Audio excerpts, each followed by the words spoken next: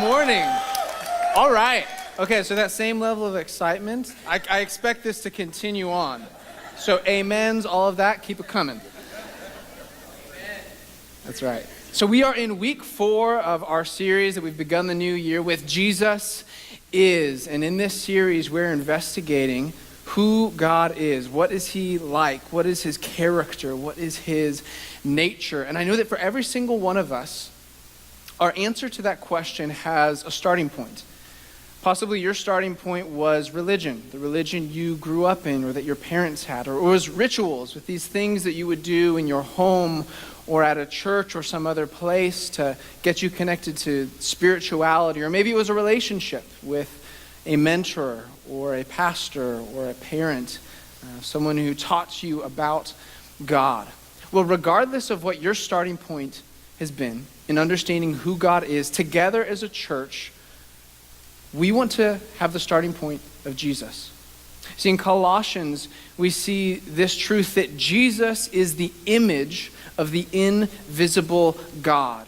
That when you know who Jesus is, you know who God is. So that if you see him, you see what he does, you see what he is like, you see who God is, what God does, and what God is like. And so in order for us to see and to understand and to know who Jesus is, we're doing 2 things. 1, we're doing a reading plan. We are reading together as a church through Matthew, Mark, Luke, and John, these 4 accounts of the life and ministry of Jesus. And so starting back in January 1, and then going through Easter, we're reading 1 chapter a day to look at who this Jesus is. And so we're doing that through the YouVersion Bible app, with the Bible Project Gospels reading plan.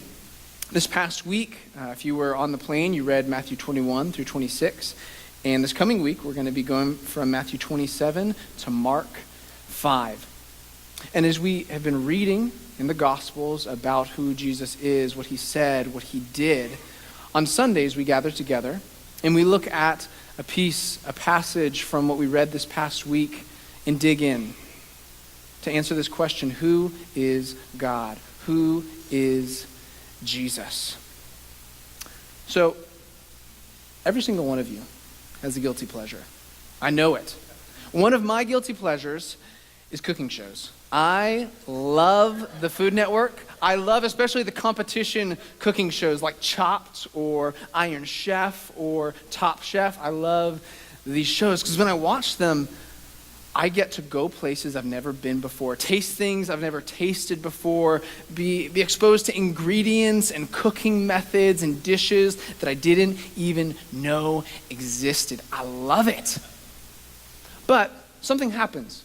I go through 30 or 45 minutes of watching a show, of watching chefs duke it out to make the most interesting, the most delicious dish. And then the show ends. And I'm at home, and I haven't actually eaten anything. I've looked at it. I've heard what the judges had to say about how delicious and intriguing and complex the flavor combinations were. I've imagined, and my mouth has watered as I've just thought, man, if only I could eat that food. But I don't get to. The closest I get to the food I see on the screen is the thoughts and the imaginations and the secondhand information that I hear. And whether it's food, or it's a destination, or a person that you admire, like a musician or an author or a public figure or a celebrity, each one of us has a desire to experience in person for ourselves what we've only heard or seen from afar.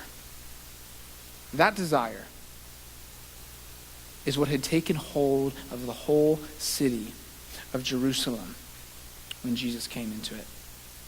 See, in Matthew 21, we read of Jesus' triumphal entry into the city of Jerusalem. And before this, for 3 years, Jesus had been about his ministry. He traveled from towns to cities to villages to mountaintops and remote places, healing, working miracles, feeding thousands of people with enough food for just 1 or 2, and teaching about who God is and what God does.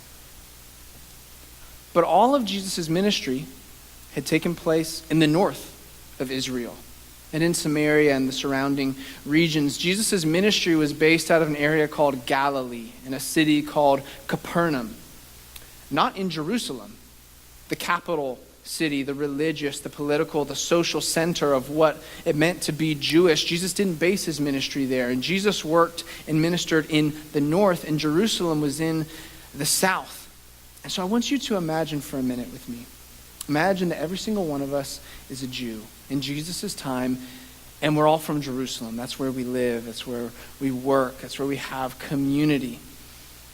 And for 3 years, we started to hear about this Jesus, because every year, the high holy holiday of our religion, the Passover, happens. And at the Passover, pilgrims and travelers from every part of Israel come to us, to Jerusalem.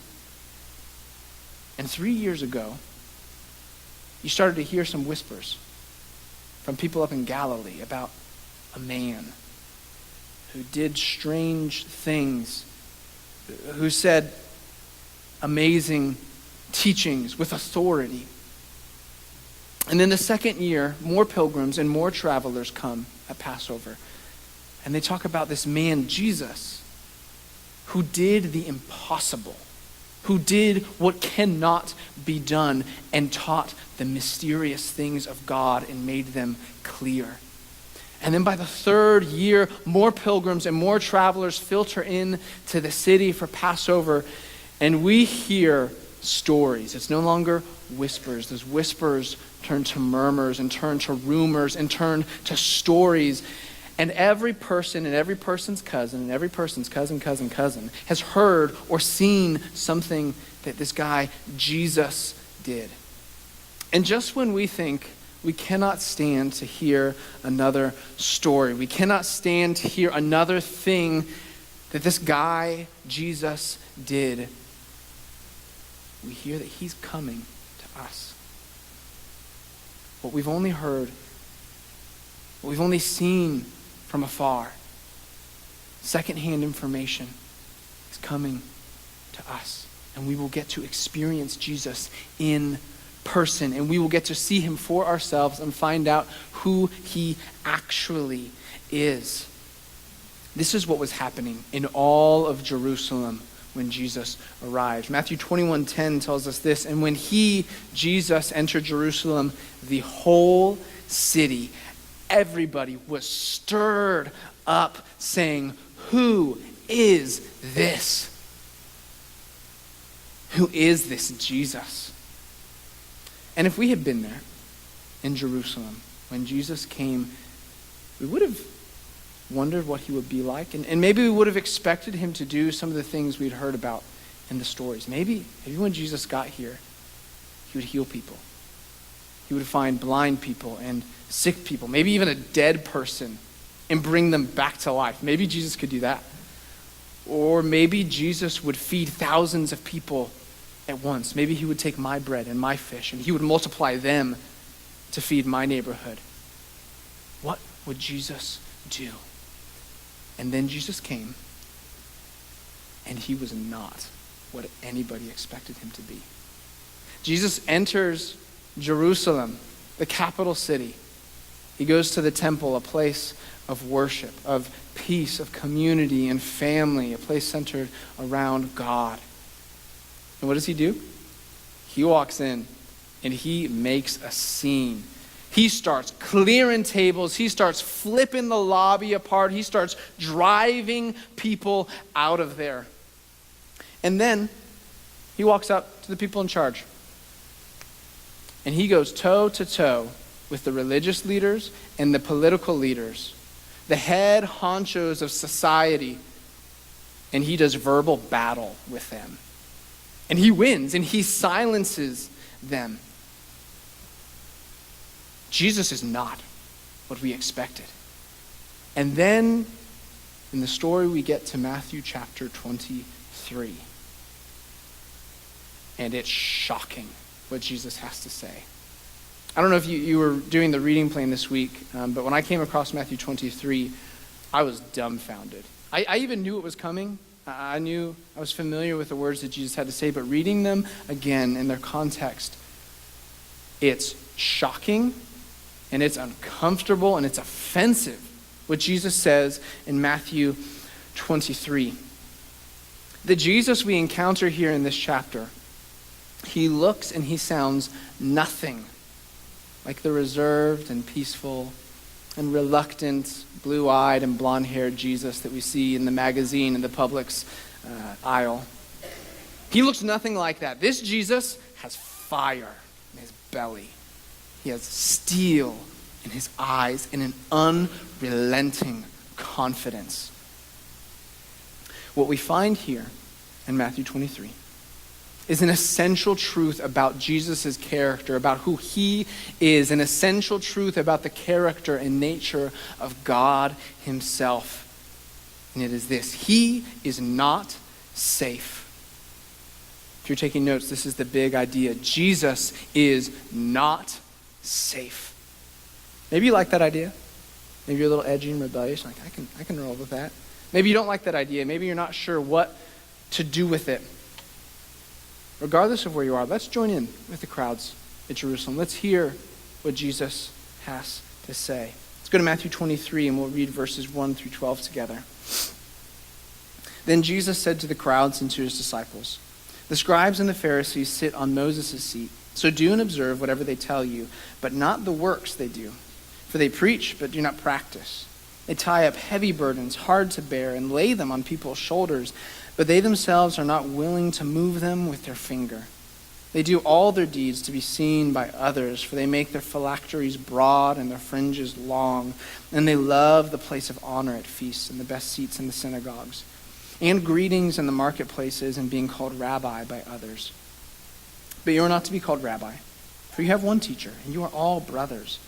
And call no man your father on earth, for you have one Father who is in heaven. Neither be called instructors, for you have one instructor, the Christ. The greatest among you shall be your servant. Whoever exalts himself will be humbled, and whoever humbles himself will be exalted." Let's set the scene. Let's get a little bit more in context for what Jesus says here. So the scribes and the Pharisees, they are the spiritual, the religious leaders of the Jewish people, of God's people at this time. They study and they teach the law of God, and they govern all of the religious matters in Israel. And Jesus respects their office. He respects their authority, their position, because they were the ones entrusted by God to teach and to remind his people of the law, of the scriptures. But Jesus points out something. The actions, the lifestyle of the scribes and the Pharisees was not quite right. All of their obedience was done for the purpose of lifting themselves up, of differentiating themselves from the rest of the people as better, as more righteous, as more holy, as more worthy, and as more special. You see, they obeyed God's law, but they obeyed it in such a way that corrupted their obedience. He gives two examples. The one is a phylactery. Weird word. A phylactery is simply this. It's a small little box, and in that box were some of the essential truths of the Old Testament scriptures. And so Jewish people would put those scriptures in the box, and during times of worship and prayer, they would tie that around their head as a physical reminder that God's law was to be part of them.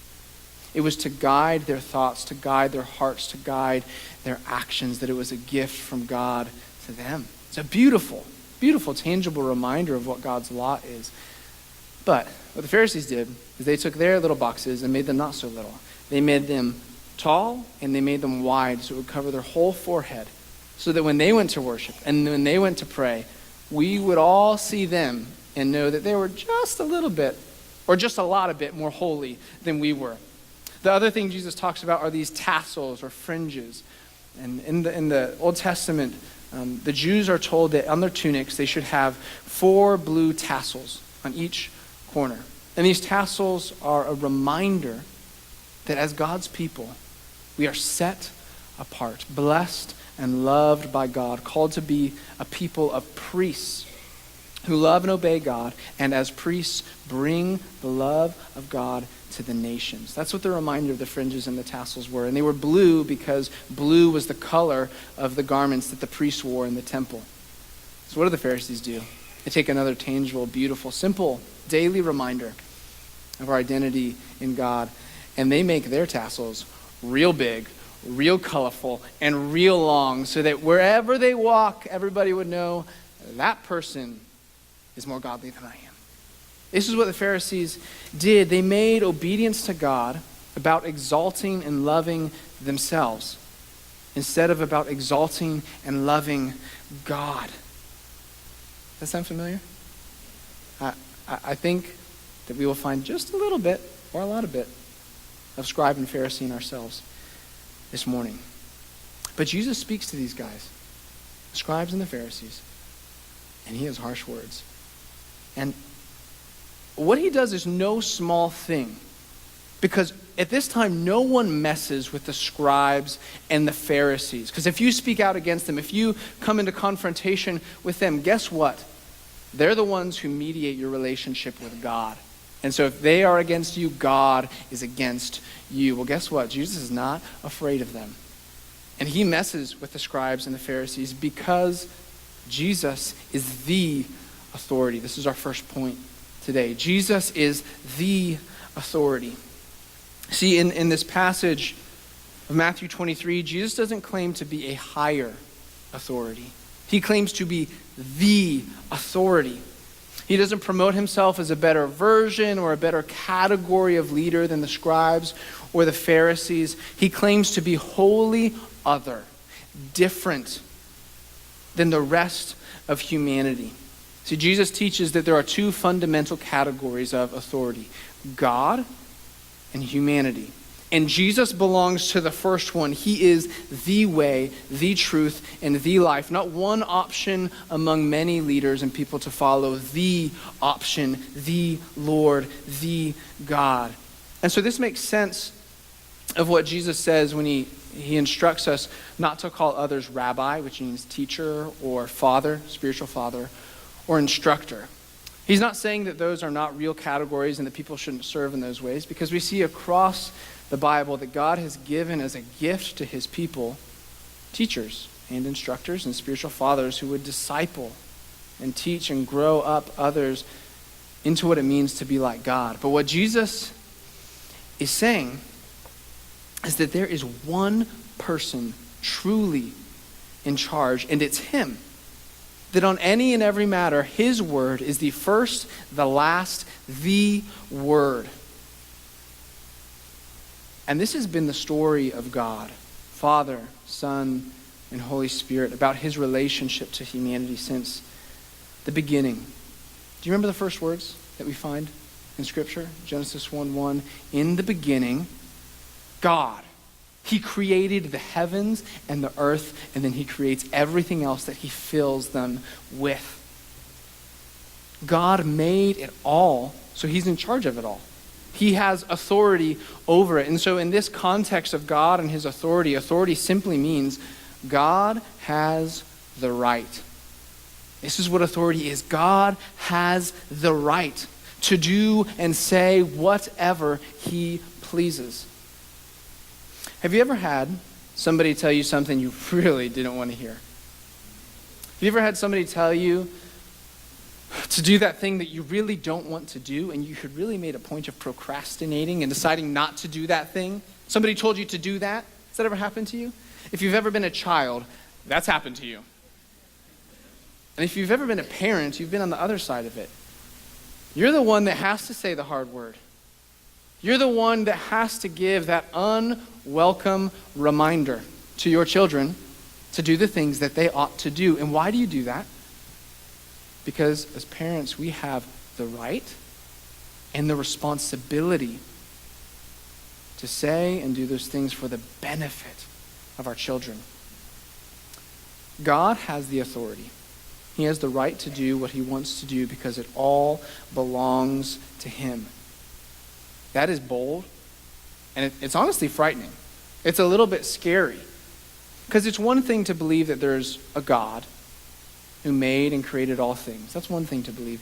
It is another thing to believe that there is a God who made and created all things, and who not just has the right to do what he wants to do, but exercises that right every single moment of every single day. That God has the right. He is the authority. Isaiah 43, we get a little glimpse as God reveals about himself, who he is, what his identity is. I am the Lord, and beside me there is no Savior. There is none who can deliver from my hand. I work, and who can turn it back? Jesus too tells us he is that authority. God has no rival. We just sang this. God has no rival. He has no equal. When you stack up every single religious leader in every single place across history against Jesus, do you know who wins? Every single time it is Christ. It's Jesus. He is the teacher. He is the spiritual father. He is the instructor, and everybody else derives their authority from him. They lead, they teach, they preach, they instruct, they guide under the covering of Christ's authority. Jesus is not safe because he is the authority. Because if you and I step up against him, if we challenge him, if we put ourselves in opposition to him, do you know who wins? He does. There is none who can deliver from his hand, none who can stand against the purpose and plan of God. And so if Jesus is the authority, that means we better pay attention to what he has to say. Let's hear what he has to say next. Matthew 23, verses 13 through 36. But woe to you, scribes and Pharisees, hypocrites, for you shut the kingdom of heaven in people's faces. For you neither enter yourselves, nor allow those who would enter to go in. Woe to you, scribes and Pharisees, hypocrites, for you travel across sea and land to make a single proselyte. And when he becomes a proselyte, a disciple or believer, you make him twice as much a child of hell as yourselves. Woe to you, blind guides, who say, if anyone swears by the temple, it is nothing. But if anyone swears by the gold of the temple, he is bound by his oath. You blind fools, for which is greater, the gold or the temple that has made the gold sacred? And you say, if anyone swears by the altar, it is nothing. But if anyone swears by the gift that is on the altar, he is bound by his oath. You blind men, for which is greater, the gift or the altar that makes the gift sacred? So whoever swears by the altar swears by it and by everything on it. And whoever swears by the temple swears by it and by him who dwells in it. And whoever swears by heaven swears by the throne of God and by him who sits upon it. Woe to you, scribes and Pharisees, hypocrites, for you tithe mint and dill and cumin, and have neglected the weightier matters of the law, justice and mercy and faithfulness. These you ought to have done without neglecting the others. You blind guides, straining out a gnat and swallowing a camel. Woe to you, scribes and Pharisees, hypocrites, for you clean the outside of the cup and the plate, but inside they are full of greed and self-indulgence. You blind Pharisee, first clean the inside of the cup and the plate, that the outside also may be clean. Woe to you, scribes and Pharisees, hypocrites, for you are like whitewashed tombs, which outwardly appear beautiful, but within are full of dead people's bones and all uncleanness. So you also outwardly appear righteous to others, but within you are full of hypocrisy and lawlessness. Woe to you, scribes and Pharisees, hypocrites, for you build the tombs of the prophets and decorate the monuments of the righteous, saying, if we had lived in the days of our fathers, we would not have taken part with them in shedding the blood of the prophets. Thus you witness against yourselves that you are the sons of those who murdered the prophets. Fill up then the measure of your fathers. You serpents, you brood of vipers, how are you to escape being sentenced to hell? Therefore I send you prophets and wise men and scribes, some of whom you will kill and crucify, and some you will flog in your synagogues and persecute from town to town, so that on you may come all the righteous blood shed on earth, from the blood of righteous Abel to the blood of Zechariah, the son of Berechiah, whom you murdered between the sanctuary and the altar. Truly I say to you, all these things will come upon this generation. Jesus is not safe because he is divisive. Jesus is not safe because he is divisive. Divisive, polarizing, confrontational. These are not the words you would hope to hear from a professional reference about yourself in a job interview. Divisive, polarizing, confrontational. These are not the words we want to use to describe our political leaders. These are not the words we want to use, but we sometimes do. These are not the words we want to use to have to describe our family gatherings. But divisive, that is a word that describes our God. Why? How can that be? Do you remember the Beatitudes from the Sermon on the Mount? Some of Jesus' most beautiful, his most poetic, his most memorable teachings. Blessed are the poor in spirit, for theirs is the kingdom of heaven.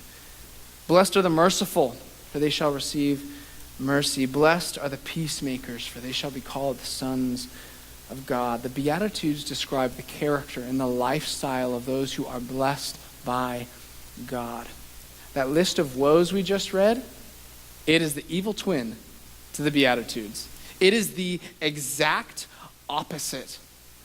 Because that list of woes describes a person who is hard-hearted, hypocritical, and against God.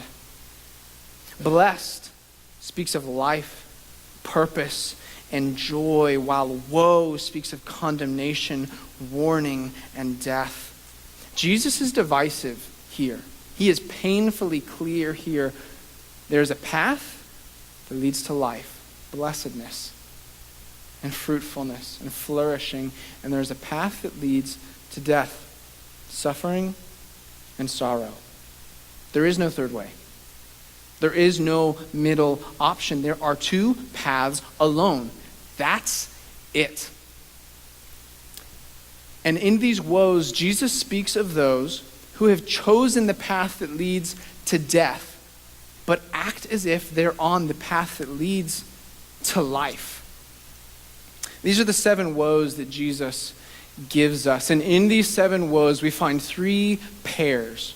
1 and 2 go together, 3 and 4 go together, 5 and 6 go together. And when we look at those pairs backwards, we see something really interesting. We see the cause and effect, the pathway that people take who walk along the path of death. Let's take a look at this. Number 5 and 6 talk about the character of someone who walks this path. They show us that outward obedience without internal heart change, it's not just worthless obedience, it's deadly obedience. Because we can fool others.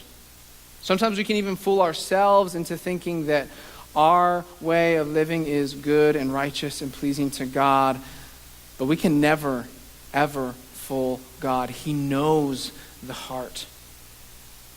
He knows when our hearts are full of greed and self-indulgence, of hypocrisy and disobedience, and we honestly know it too.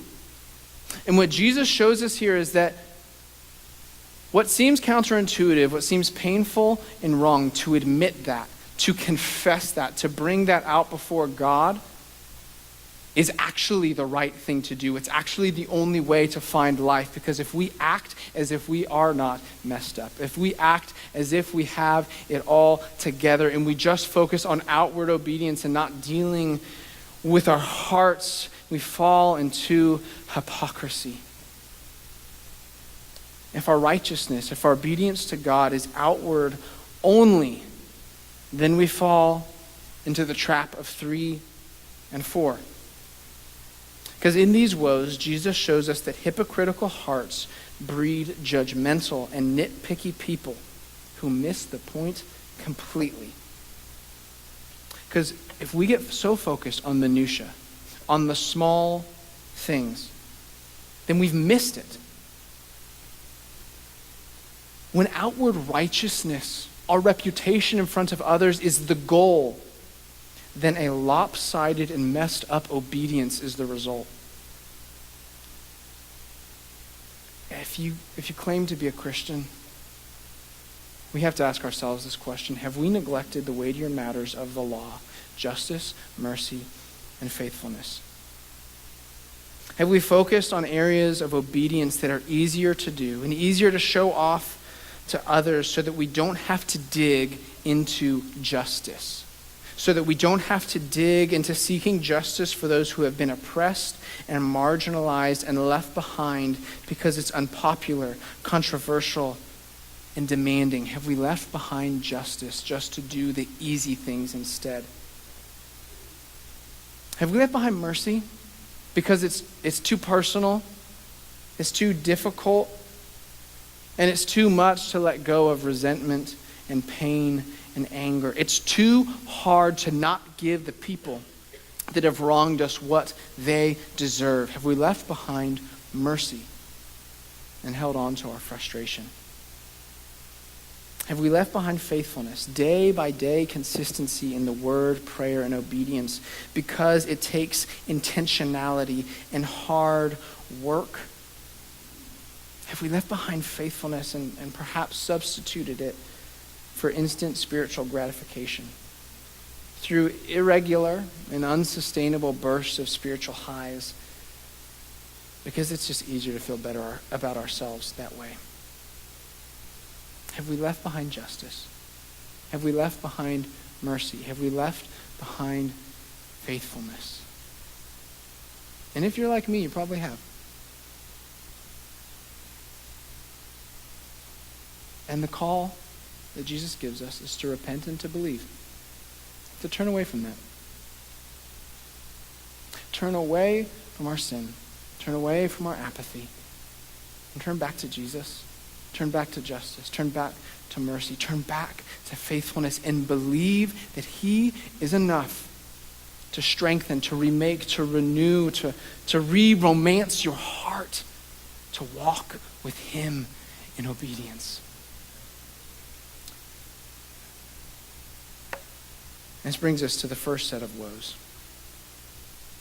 When hypocritical hearts breed judgmental and nitpicky people, those nitpicky and judgmental people turn people away from Jesus.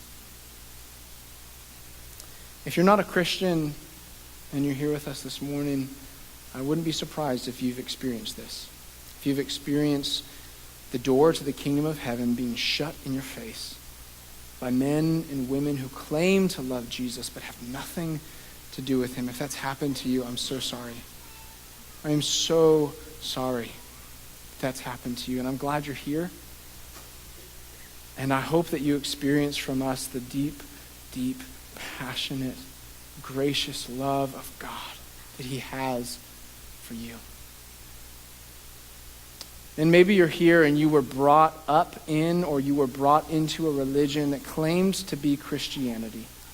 But instead of bringing you to God, instead of bringing you to Jesus, you were brought to a suffocating system of rules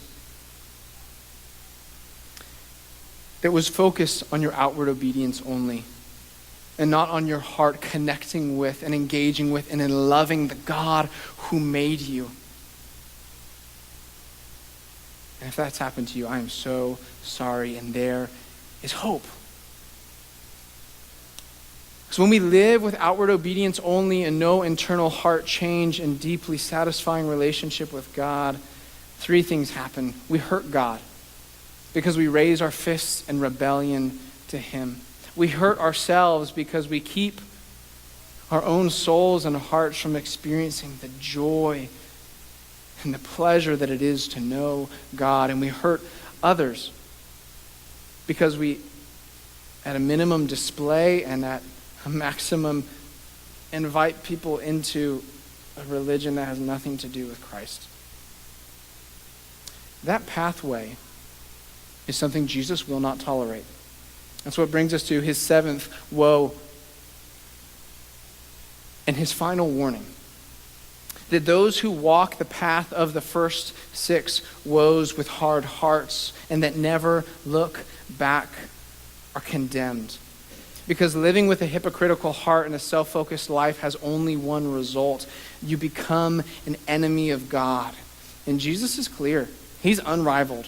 He's unequaled. He is unparalleled. And rebellion against him only has one end: destruction. And this is why Jesus is divisive here. Because life and death are on the line. The people he spoke to were being led by leaders that walked a path that led to death.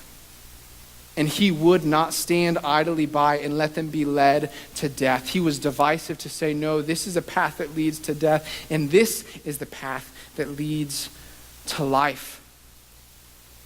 Jesus, God, will not tolerate those who would steal, kill, and destroy the perfection of the flourishing, abundant life that he has prepared for his people. Jesus is not safe.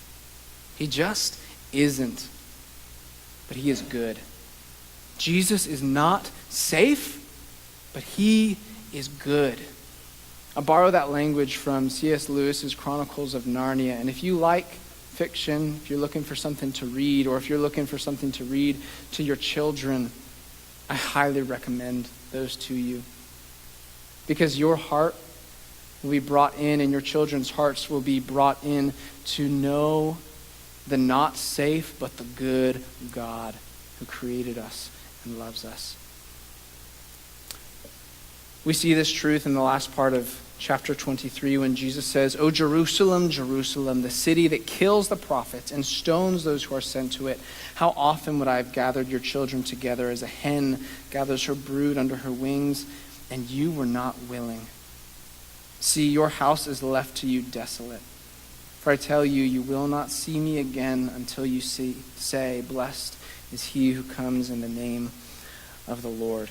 Jesus looks over Jerusalem, the city that killed the prophets of old, and the city that would, just a few days later, kill him. And he's not angry. He's compassionate. He's heartbroken over these people. And you can almost hear the sobs and the sighs and the tears in these words that Jesus spoke as he remembered all the times that he would have brought them close, but they rejected him. Time after time in Israel's history, they rejected God. God brought them out of slavery in Egypt after 400 years and brought them out, saved them, rescued them, and promised to make them his unique covenant people. They instead made a statue out of gold of a cow and worshiped it as the God that saved them and rescued them and brought them out of slavery. But God was good and God was faithful. And then Jesus took Israel and he promised to give them a homeland, to give them a home, and he brought them to it. And they would not go in. And they doubted God, that he was for them and that he was able. But God was good and God was faithful to them. And so God finally brought the people into the land. He settled them. He gave them a home. He gave them children. He gave them property. He gave them even himself as he dwelled there with them. And they rejected God again. And they would not obey his laws. And they would not worship him. And they took other gods and worshiped them as the ones who provided for them. And yet God was good and God was faithful. And again, this happened. And at any of the many times that Israel rejected God, he would have been right. He would have been just to reject them too. But do you know what he did? He came down to earth and he took on flesh. Jesus was sent by the Father. God came down to love and to rescue the people that had rejected him again and again and again. This is the love of God. And there's this moment in Matthew 26, my favorite part of our reading this week, when one of the 12 disciples, one of the people called personally by Christ to be in the inner circle, one of the people who had face-to-face time with Jesus on a daily basis for 3 years, Judas, betrays Jesus. He brings a crowd of people from Jerusalem, many of whom were probably there when Jesus entered in, and they had worshiped him, and they had welcomed him, and then they came to arrest him, to turn him over to the authorities for an illegal and an improper trial with trumped up charges so that he might be executed. And Jesus gives us a little glimpse of who he is. He gives us a little glimpse that he is not safe. And in verse 53, when he's being arrested, he says, "Do you think that I cannot appeal to my Father, and he will at once send me more than 12 legions of angels? But how then should the scriptures be fulfilled that it must be so?" Do you know how many angels are in 12 legions? 72,000 angels. Imagine that. Warrior angels armed to the teeth, ready to kill. They could have descended on the earth from heaven and destroyed everyone who stood in Jesus' path. They could have ended it. And Jesus didn't ask for that. He humbled himself. He submitted to the Father for love for us. That even when we would not draw near to him, he drew near to us so that he might humble himself, coming from heaven, living life here on earth as a poor man, suffering and dying a terrible death so that our sins would be forgiven, so that the division between us and God would be done away with and our relationship would be restored. Jesus is not safe, but he is good. He is the authority, but he is not authoritarian. And he is divisive, but he brings reconciliation between God and humanity and creation. A.W. Tozer says of our not safe but good God, "The greatness of God rouses fear within us, but his goodness encourages us not to be afraid of him." To fear and not be afraid, that is the paradox of faith. My invitation to you this morning is to take your next step into the paradox of faith. Seek to know the God who is not safe, but is good. Jump into or keep going with the reading plan. You can find it on the YouVersion app. You can find it on our website at nonachurch.com. We start the story all over again this week as we begin with Mark, and we get to see Jesus' story again from the beginning. And if you don't know quite where to start, because you're unsure about what your answer is to the question, who is this Jesus, please connect with us. Connect with a pastor or a staff member or a community group leader or the person who brought you here, and let us help you along the journey to know the God who made you and loves you. Jesus is not safe. He is the authority. He is divisive. He is not safe, but he is good.